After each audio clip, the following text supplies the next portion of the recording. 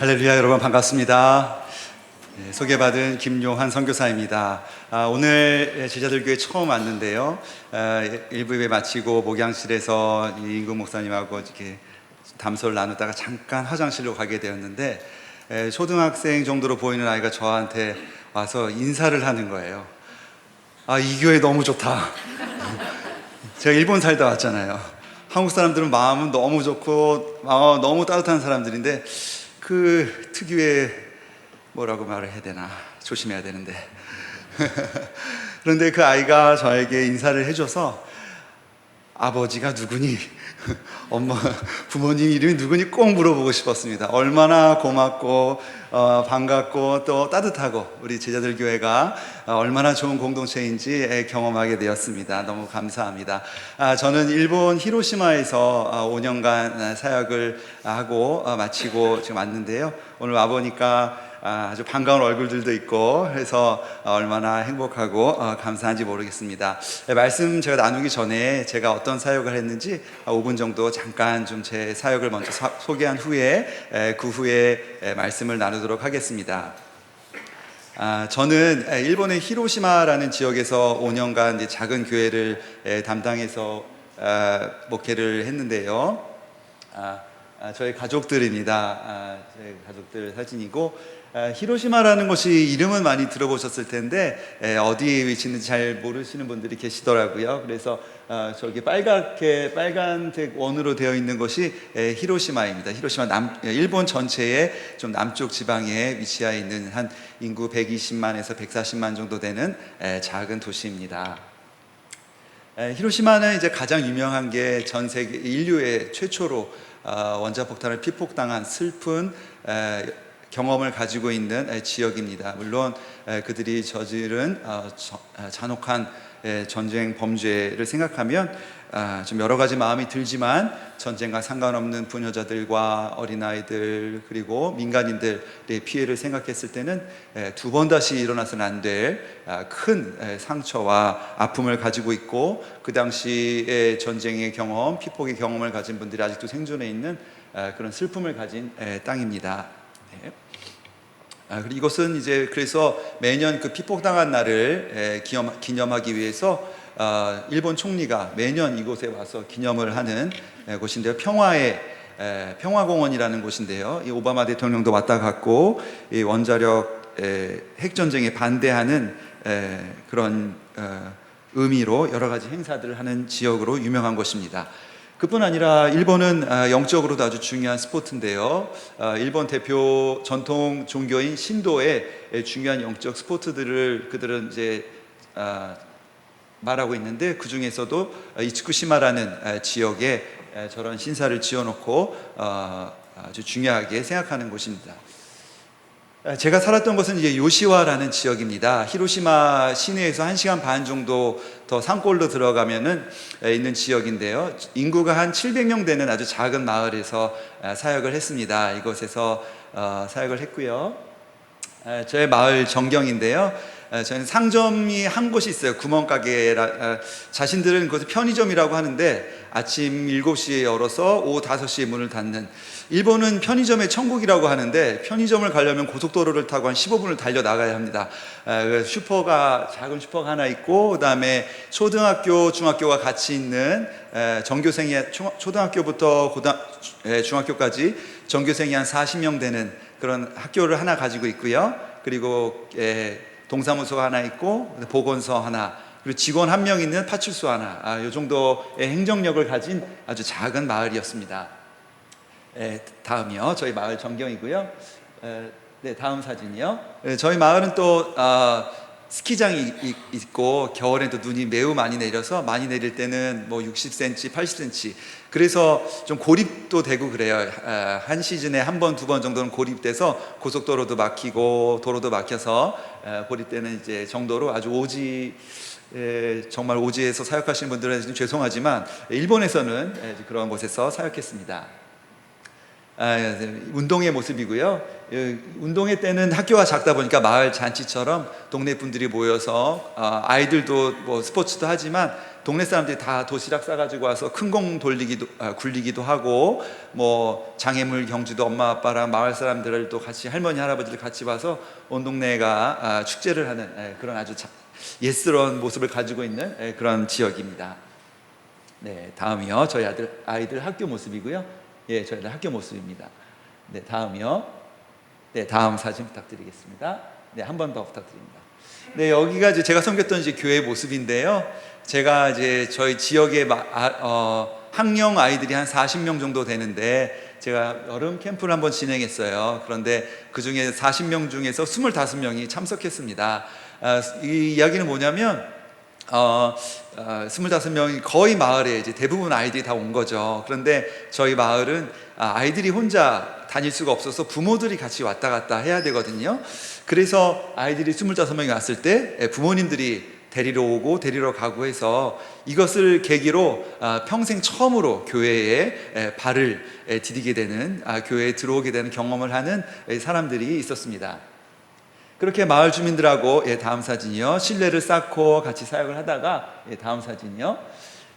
이제 저희가 여름 캠프 후에 주일학교가 시작되었어요. 그래서 주일학교 예배가 없었는데 주일학교 시작했는데, 이때 일본은 좀 오픈된 곳이라서 제가 가서 학교 선생님들과 동사무소 사람들과 지역 주민들에게 저는 선교사고 기독교를 전파하는 게 목적인 의도를 가진 사람입니다 라고 이야기를 했고요. 그리고 아이들을 초대할 때도 여기는 종교시설이고 저는 종교활동을 하는 사람이기에 영어 교실도 하겠지만 그 전에 예배를 드리고 아이들에게 영어를 가르칠 것입니다. 동의하시는 분은 보내주십시오 라고 양해를 구하고, 동의를 얻은 사람들이 이렇게 저희 예배에 참석하게 됐죠. 그렇게 거의 20명의 아이들이 매주 왔습니다. 매주 와서 이렇게 같이 예배드리고 크리스마스 파티도 하고 이렇게 지내면서 아이들이 기독교에 대해서, 그리고 여러 가지 경험들을, 생각들을 하게 됐죠. 물론 이 아이들이 믿음을 가졌는지는 아직 모르겠어요. 왜냐하면 저희가 오후 2시에 어린이 예배를 드렸는데 11시엔 절에 가서 불공을 드리고 2시엔 부모와 함께 와서 여기 왔는데, 그럼에도 불구하고 이 아이들이 얼마나 귀하고 같이 찬양하고 예배하면서 무슨 말인지도 모르면서 이렇게 아이들의 마음 안에 그 복음의 씨앗이 심겨진 것들을 기대하고, 수년이 흘러서 하나님의 때에 이 아이들이 귀한 믿음의 열매를 맺을 것을 믿고 기도하고 있습니다. 네, 그렇게 해서 제가 했던 사역들은 주로 이렇게 지역 주민들을 전도하고, 또 교회 성도들은 저희 가족까지 포함해서, 저희 5 식구까지 포함해서 15명, 20명 정도가 참석하는 교회였고요. 이렇게 저는 교회를 목양을 하고, 다음 사진이요. 네, 이렇게 했습니다. 그 중에서 조금 전에 보여드린 그 병상 세례를 드린 장면은 저에게 참 의미가 깊은 시간이었습니다. 저는 세례에 대해서 좀 더 죄송합니다. 이런 표현이 어떨지 모르겠는데, 아무나 쉽게 받을 수 있는 세례는 저는 동의하지 않습니다. 그래서 정확한 세례 문답과 신앙 고백과 그리고 공동체의 준비, 동의, 이것을 아주 중요하게 생각하는데, 어느 날 저희 성도분에게 연락이 왔어요. 이분은 이제 구도자로 저희 교회에 이제 가끔 참석하시던 분인데, 이분이 이제 말기암으로 이제 입원하게 되었습니다. 이분에게 병상 세례를 주면 좋겠습니다라고 요청이 왔을 때, 사실은 제 신학과 제 경험으로는 이것을 거절했고, 또 당연히 거절했지만, 이상하게 저분의 케이스에서는 제 마음에 큰 감동이 있고 울림이 있어서 제가 저분에게 가서 병상에서 신앙 고백을 받고 병상 세례를 주었습니다. 그리고 그렇게 병상 세례를 드리고 나서 이틀 뒤에 저분은 하나님의 부르심을 받게 되었는데, 저 경험을 통해서, 저분의 병상 세례 경험을 통해서 나의 신학과 나의 경험보다 더 중요시해야 될 게 무엇인지 배우는 시간이었습니다. 물론 지금도 저는 세례에 대한 신학과 방향성은 변함이 없습니다. 그러나 제 신학과 제 방향보다 우선되어야 될 것은 하나님의 약속과 성령님의 인도하심에 있다라는 것을 분명히 깨닫고, 앞으로도 그렇게 선교를 해 나갈 것들을 기억하며 사역하고 있습니다. 네, 저는 이렇게 결혼식도 하고 장례식도 집례하면서 지역 주민들에게 더 깊숙이 들어가고 전도할 수 있는 그런 시간들을 가지면서 사역했습니다. 네, 그리고 또 저에게 큰 사역의 기둥 중에 하나는 지역 주민들과 또 한국교회와 연합, 그리고 또 하나는 이분들은 다 지역교회 목사님들이신데요, 지역교회 목사님들과의 관계도 더 겸손하게 그리고 잘 배우면서 협력하면서 할 수 있도록 일본 교회 목사님들과 함께 협력하면서 이렇게 사역을 했습니다. 네. 이거는 이제 목사님들과 함께 이제 목회자들끼리 모여서 성경 공부하는 이제 그런 장면인데요. 많은 분들이 주무시고 계시네요. 네, 다음입니다. 네, 제가 사역했던 교회의 모습입니다. 정경 참 교회는 예쁜 교회인데요, 산골 오지에 있고 해발 890m에 위치한 곳이라서 접근성이 좀 어려운 곳이에요. 이제 그래서 그렇지만 이곳에 이제 작은 마을에 있는 사람들이 전도하고 교육하고 양육하면서 했습니다. 매일 새벽 예배를 드리고 수요 예배, 금요 예배, 주일 예배를 드렸는데 어떤 때는 새벽 예배 때 아무도 오지 않는 날들이 있었어요. 그래서 아무도 없는 예배당에 마이크를 켜고 조명을 켜고 단에 올라서 혼자 이렇게 말씀을 전하고 또 내려오고 그런 시간도 경험하고, 그렇게 예배를 지키고 교회를 좀 예배가 없는 땅에서 예배가 지속될 수 있도록 사역을 하다가 왔습니다. 그렇게 5년간 지금 사역을 했고요. 지금은 저 교회를 지금 사임한 상태이고요. 그래서 네, 그렇습니다. 그래서 이렇게 마을 주민들과 함께 김치 만들기, 제 아내가 결혼할 때 제가 2004년에 결혼했는데 제 아내가 3달 동안 계속 콩나물국만 끓여주던 그런 분이셨는데 저랑 같이 사역을 하면서 지금은 뭐 김치도 만들고 또 제법 여러 가지 전자레인지도 잘 이용하는 그런 요리사가 되었습니다. 네, 간단하게 제가 저의 사역들을 좀 소개를 드렸고요. 저는 이렇게 사역하면서 주님의 부르심을 받아 지금 왔습니다.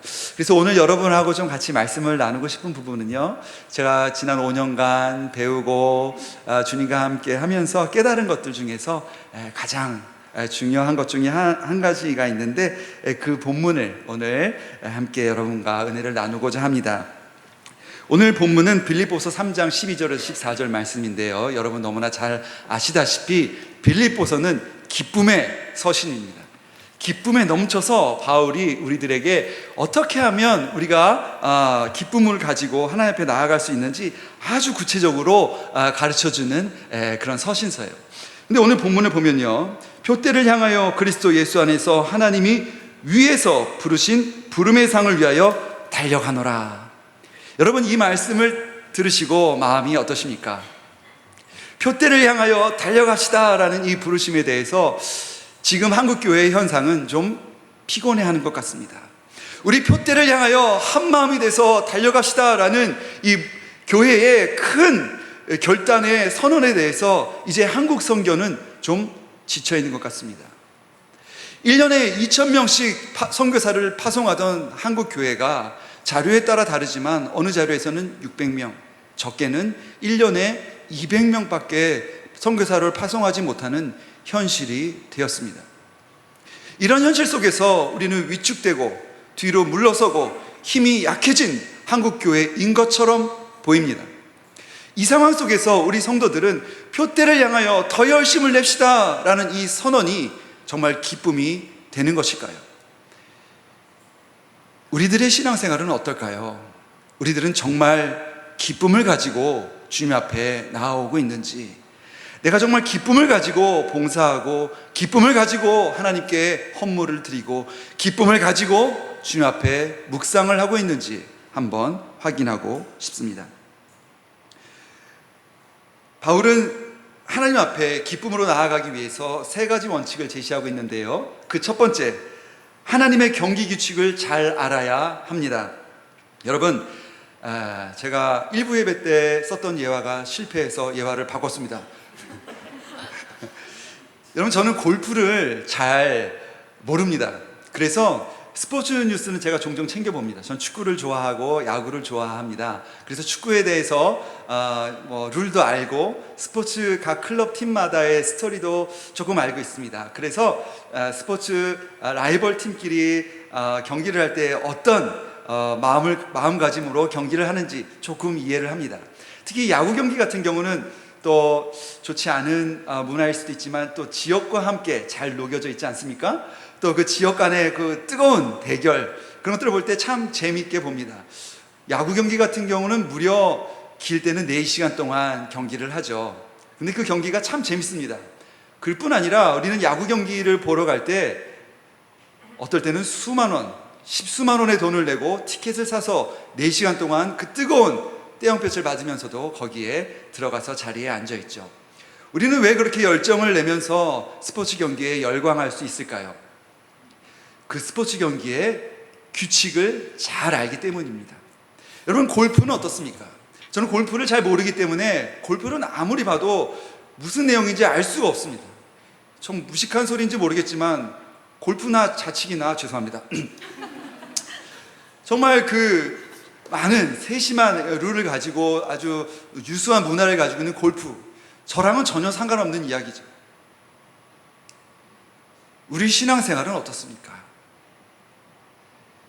우리가 하나님의 규칙에 대해서 알지 못할 때 신앙생활은 그저 유수한 문화를 가지고 있는 아주 중요한 철학 중에 하나가 되어버립니다. 우리가 하나님의 말씀을 잘 알지 못하고 이 하나님의 말씀을 따르지 못할 때 우리의 신앙생활은 너무나도 무의미하고 습관적이고 매너리즘적이고 타성에 빠져있는 그런 문화가 되어버리고 맙니다. 그런데요, 우리가 하나님의 규칙을 잘 이해하고 하나님의 규칙을 따르기로 결단할 때 우리의 신앙생활은 180도 달라집니다. 우리의 신앙생활은 기쁨으로, 자발적으로, 능동적으로 참여할 수 있는 우리의 믿음의 고백이 되는 것이고 우리의 인생이 되는 것입니다. 우리의 기쁨이 되는 것이죠. 우리가 왜 신앙생활이 이렇게 재미가 없을까요? 우리가 하나님의 규칙을 따르기로 하지 않기 때문인 것입니다. 하나님의 규칙을 우리가 잘 안다면 우리는 하나님을 예측할 수 있습니다. 하나님을 예측한다는 것이 불경한 언어처럼 들리실지도 모르겠지만 하나님은 우리에 대한 모든 계획을 온전히 이 성경에 다 우리에게 주셨습니다. 하늘의 모든 비밀들을 이 성경에 완벽하게 온전하게 우리에게 알려주고 계십니다. 그런데도 불구하고 우리는 계속 다른 방법들을 찾고 있습니다. 스포츠 할 때 제일 중요한 것이 무엇입니까? 힘을 빼는 것이, 기본을 배우는 것이, 그 시간이 가장 힘들어요. 수영을 배울 때도, 골프를 배울 때도, 탁구를 배울 때도 모든 스포츠의 가장 기본은 무엇이냐면 힘을 빼고 기본을 배우는 것입니다. 그런데 우리는 무엇을 합니까? 장비부터 사려고 해요. 우리는 무엇을 하려고 합니까? 보다 좋은 코치를 찾아가려고 해요. 아니요, 기본이 중요합니다. 가장 중요한 하나님의 말씀이 중요합니다. 하나님의 규칙을 알고 따라가는 것이 가장 중요합니다. 하나님이 우리에게 주신 가장 중요한 원칙은 무엇입니까? 마태복음 22장 37절 47절 말씀에 이렇게 계명을 주고 계세요. 예수께서 이르시되 내 마음을 다하고 목숨을 다하고 뜻을 다하여 주 너의 하나님을 사랑하라 하셨으니 이것이 크고 첫째 되는 계명이요 둘째도 그와 같으니 내 이웃을 내 자신과 같이 사랑하라 하셨으니 이 두 계명이 온 율법과 선지자의 강령이니라. 하나님은 우리에게 하나님을 사랑하라, 내 목숨을 다해서 하나님을 사랑하라, 그리고 내 자신을 사랑하라, 내 이웃을 사랑하라, 내 가족을 사랑하라 라고 말씀하고 계세요. 그런데 우리는 계속 좀 더 좋은 목사님의, 유명한 목사님의 설교, 좀 더 단단하고 좀 더 엄격한 훈련, 좀 더 좋은 학벌의 학위, 신학 공부를 찾고 있지는 않으십니까? 여러분, 우리에게 가장 필요한 공동체는 우리 제자들 교회입니다. 하나님께서 우리를 특별하게 이렇게 모아주셨어요. 우연히 우리가 모여있는 것이 아닙니다. 하나님의 특별한 은혜와 하나님의 세밀한 인도하신 가운데 오늘 이 자리 우리는 공동체로 한 몸으로 하나님께 예배를 드리고 있습니다. 그러므로 이 시간 우리가 하나님 앞에서 구해야 될 것은 하나님을 사랑하는 것입니다. 나 자신을 사랑하는 것입니다. 우리 이웃을 사랑하는 것입니다. 여기에서 우리가 하나님의 규칙을 따르는 첫 발을 띄는 것입니다. 하나님을 사랑하는 것, 내 이웃을 사랑하는 것, 내 자신을 사랑하는 것, 내 가족을 사랑하는 것, 이것이 우리 신앙생활을 기쁘게 하는 가장 중요한 원칙입니다.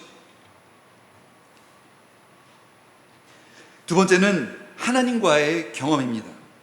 12절 말씀에 보면 내가 이미 얻었다 함도 아니요 온전히 이루었다 함도 아니라 오직 내가 그리스도 예수께 잡힌 바 된 그것을 잡으려고 달려가노라. 내가 이미 얻었다 함도 아니요 온전히 이루었다 함도 아니라, 바울은요 자신이 계획하고 준비한 모든 프로젝트를 아주 세밀하게 준비한 사람이었어요. 그리고 그 프로젝트의 모든 목적과 목표와 디테일의 세부 사항들을 철저히 평가하고 반성하고 대안을 제시할 수 있는 그런 지성과 훈련을 받은 사람입니다. 그러나 바울에게 그것보다 목표와 목적과 세부 사항들을 평가하고 그것들을 대안을 제시할 그런 프로세스보다도 더 중요한 것이 무엇이냐면 오직 내가 그리스도 예수께 잡힌 바 된 그것, 하나님과의 경험입니다. 예수 그리스도에게 잡힌 바 된 그것을 안 바울은 내가 이루지 못한 것은 아무런 문제가 되지 않는 것입니다. 주님 앞에서 주님이 나를 아신다라는 것들을 그 한 가지가 바울은 모든 것을 포기하고 주님을 따르게 한 원동력이 되는 것입니다. 여러분, 운동선수들이 큰 대회에서 결과를 내기까지 얼마나 많은 수고를 하는지 우리는 잘 알고 있습니다. 박지성 선수의 발이나 김연아 선수의 발의 사진이 한참 화제가 됐던 때가 있는데 그 사진은 우리에게 큰 감동을 줍니다. 그들이 그렇게 수고하는 이유는 무엇일까요? 그들은 무엇 때문에 그렇게 열심히 인생을 바쳐서 훈련을 했을까요? 박지성 선수나 김연아 선수는 그들은 부모들의 사랑과 기대에 부응하기 위해, 그리고 많은 사람들로부터 인정받기 위한 것이 동기부여가 되었을 수도 있습니다. 그러나 여러분, 수많은 운동선수들, 예술가들, 기업가들, 공무원들, 군인들, 이런 사람들이 모두 다 돈과 명예와 성공만을 위해서 일하지 않습니다. 모든 기업가들이 이윤을 창출하는 것이 중요하지만 그 기업을 운영할 때 주는 기쁨이 있습니다. 여러분, 김연아 선수나 박지성 선수처럼 유명의 예체능에서 분야에 계신 분들이 그런 유명인이 될 확률은 매우 적습니다. 그럼에도 불구하고 그들만큼 지금도 온 힘 다해서 각자 삶의 자리에서 최선을 다해서 애쓰고 있는 운동선수들, 미술가들, 음악인들, 기업가들, 우리의 가족들, 우리 주변에 너무나 많습니다. 그들은 왜 그렇게 열심히 인생을 사는 걸까요? 그들의 각 분야의 기쁨을 알기 때문이에요. 그들은 어떤 운동선수들은 박지성 선수처럼 유명하게 될 것이 박지성 선수처럼 유명해지지 않을 것이다 라는 것을 잘 압니다. 그렇지만 그렇다고 그들의 인생을 포기하고 적당히 삶을 살아내지 않습니다. 자신의 분야에서 최선을 다해서 살아갑니다. 기업가들도 자신의 가족과 자신의 직원들과 또 자신의 회사를 살려내기 위해서 최선을 다해서 일을 합니다. 단지 돈과 명예뿐일까요? 지금은 좀 그런 이야기가 좀 약해졌습니다만 70년대, 80년대 기업가분들은 어떠십니까? 그분들 안에는 큰 자부심이 있었습니다. 우리 회사가 얼마나 복지가 좋은지 알아? 내가 얼마나 월급을 많이 받는지 알아? 내가 얼마나 연봉이 높은지 알아?가 아니었습니다. 우리 기업이 이 나라를 살리고 우리 기업이 우리 민족을 살린다는 자부심이 있었어요. 그 자부심이 우리 나라를, 이 민족을 이끌어온 것입니다. 여러분, 우리 신앙인들, 예수 그리스도를 따르는 우리들 안에는 어떤 자부심과 어떤 기쁨이 있습니까? 우리가 하나님을 알고 주님의 음성을 매일매일 듣고 주님을 따를 때 우리는 그 기쁨을 경험할 수 있습니다. 그런데 여기서 한 가지 점검해야 될 점이 있습니다. 혹시 저와 여러분은 너무 기적만 바라고 있지는 않습니까? 갑자기 부자가 되고, 갑자기 불치병이 갑자기 치유가 되고, 정말 소망 없던 자녀들이 갑자기 유명인이 되고 부유하게 되고, 너무나 바라는 일이고 우리가 열심히 기도하고 주님 앞에 있으면 하나님께서 해주시는 일입니다. 그러나 보다 더 성숙한 신앙의 태도가 있습니다. 그것은 열왕기상 19장 11절 13절 말씀에 하나님께서 우리에게 가르쳐주고 계십니다.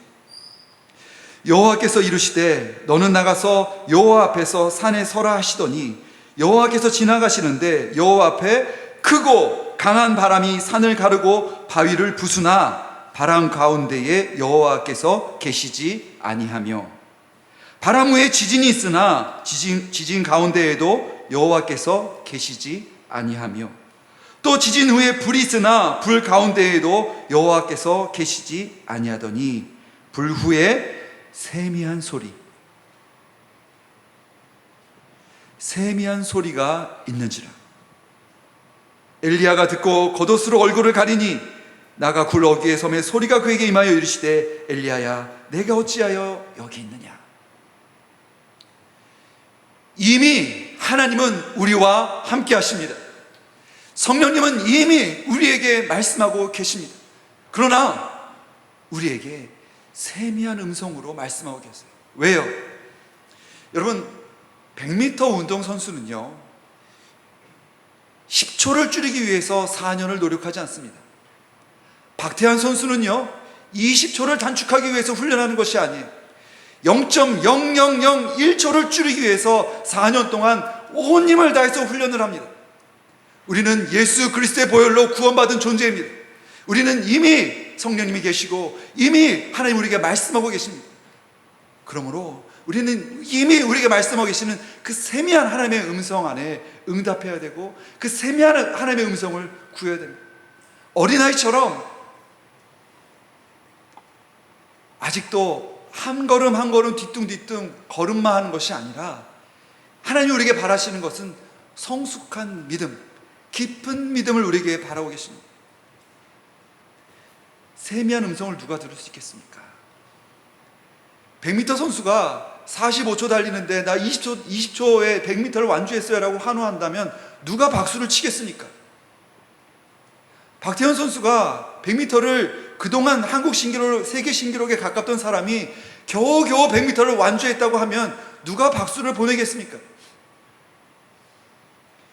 죽을 수밖에 없었던 우리가 예수 그리스도의 보혈로 구원받은 우리는 세미한 음성에 반응하며 세미한 음성에 감사하며 세미한 음성에 기뻐해야 하는 존재입니다. 그러나 그 세미한 음성은 능력이 없지 않습니다. 이 세미한 음성으로 엘리야는 승리했습니다. 이 세미한 음성으로 엘리야는 모든 우상들을 파했습니다. 우리에게 주시는 그 세미한 음성으로 우리는 승리할 줄 믿습니다. 우리에게 주시는 세미한 음성으로 우리는 복받을 줄 믿습니다. 마지막으로 세 번째, 하나님과의 관계입니다. 일본에 한국 분들이 오시면 꼭 하시는 이야기가 있습니다. 제가 많은 제 선교팀들을 봤는데 동일하게 이렇게 물어보시는 질문들 중에 있는데, 그게 뭐냐면 스시 맛있나요? 뭐 돈가스 맛있나요? 라면 맛있나요? 이런 걸 물어보세요. 저 자주 이렇게 먹지는 않습니다. 집에서 이제 콩나물국에 밥 먹는 걸 제일 좋아해서 잘 모르는데, 요즘 보면은 이 인터넷이나 이제 검색을 너무 잘하시고 저를 이렇게 안내해 주시더라고요. 선교사님 이렇게 살지 마세요. 이렇게 맛있는 집이 있는데 죄송합니다. 그래서 저를 이렇게 안내해 주는 그런 시대가 됐습니다. 그런데 그리고 이제 그런 맛집을 이야기하시고 또 하나 뭐냐면 일본이 너무 깨끗하다는 거예요. 아니 선교사님, 일본은 어떻게 이렇게 깨끗합니까? 제가 어떻게 알아요? 모르죠. 근데 똑같은 질문이 계속 오니까 제가 연구를 했습니다. 그래서 저는 인문학적으로, 현학적으로 그것을 해석을 하지 못했고, 제가 경험적으로 일본 사람들 안에서 그들의 삶을 자세히 관찰해 보니까 한 가지, 왜 그렇게 일본이 깨끗한지 발견했습니다. 이 정답이 좀 너무 허무할 수도 있는데 아주 중요한 인사이트를 받았습니다. 일본이 왜 그렇게 깨끗하나 봤더니 한국보다 청소를 더 자주 합니다. 한국보다 청소하는데 시간을 더 많이 씁니다. 한국보다 청소하는데 사람을 더 많이 씁니다. 한국보다 청소하는데 돈을 더 많이 씁니다. 우리는 신앙생활을 기쁘게 하길 원하고 더 깊은 곳으로 가길 원합니다. 그런데 우리의 신앙생활 가운데 우리의 회개는 어떻죠? 제가 이번에 훈련받으면서 읽은 책 중에 아주 중요하게 감동을 받은 책이 있는데 리처드 포스터의 기도라는 책입니다. 그 책에서 리처드 포스터는 기도에 대해서 이렇게 말하고 있어요. 대부분의 사람들이 기도를 하기 어렵다라고 말합니다. 시간이 없어서, 기도할 줄 몰라서, 기도는 너무 어려워서 기도하기가 참 어렵습니다 라고 고백합니다. 그러나 여러분, 다시 한번 확인해 보십시오. 기도는 어려운 것이 아니라 여러분이 기도를 싫어하는 것입니다. 저는 리처드 포스터의 이 문장이 참 충격적이고 매우 인상적이었습니다. 우리는 회개를 못하고 모르고 멀리하는 것이, 못하는 것이 아니라 우리는 회개를 안 하는 것이죠. 우리는 회개를 싫어하는 것이죠. 우리는 죄인입니다. 저는 죄인입니다. 그러므로 우리는 회개를 해야만 하나님과의 관계 가운데 나아갈 수 있습니다. 회개 없이는 우리는 하나님을 알 수 없고, 회개 없이는 우리는 깊은 하나님과의 관계 가운데 나아갈 수 없습니다. 우리는 기쁨 가운데 신앙생활을 하길 원하면서 회개하기는 싫어합니다. 기도하기는 싫어합니다. 그리고 핑계거리를 찾습니다. 교회, 성도, 사회, 어쩌면 목회자,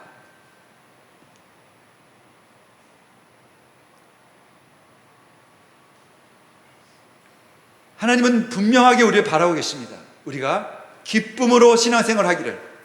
그래서 성경 내에서 계속해서 우리에게 주시는 축복과 은혜들을 통해서 간결하고 명백하고 완전하게 우리 기쁨으로 신앙생활을 할 수 있는 방법들을 알려주고 계십니다. 하나님의 규칙을 따르고 하나님을 알고 하나님을 경험하는 것, 그 가운데 가장 중요하다고 생각하는 것은 회개의 문제라고 생각합니다. 하나님은 우리에게 거룩한 삶을 요구하고 계십니다. 회개는 하나님과의 관계에서 가장 중요한 것입니다. 요한일서 1장 9절에서 10절 말씀에 보면, 만일 우리가 죄 없다고 말하면 스스로 속이고 또 진리가 우리 속에 있지 아니할 것이요, 만일 우리가 우리 죄를 자백하면 그는 미쁘시고 의로우사 우리 죄를 사하시며 우리를 모든 불의에서 깨끗하게 하실 것이요, 만일 우리가 범죄하지 아니하였다 하면 하나님을 거짓말하는 이로 만드는 것이니 또한 그의 말씀이 우리 속에 있지 아니하니라. 우리 안에 신앙생활에 왜 기쁨이 없을까요? 그의 말씀이 우리 속에 있지 아니하니라. 우리는 왜 하나님을 경험하지 못할까요? 우리가 죄 없다고 말하면 스스로 속이고 또 진리가 우리 속에 있지 아니할 것이요. 말씀을 마무리하겠습니다. 빌립보서 3장, 빌립보서 1장에서 4장에서 주시는 우리에게 말씀은 기쁨의 복음입니다.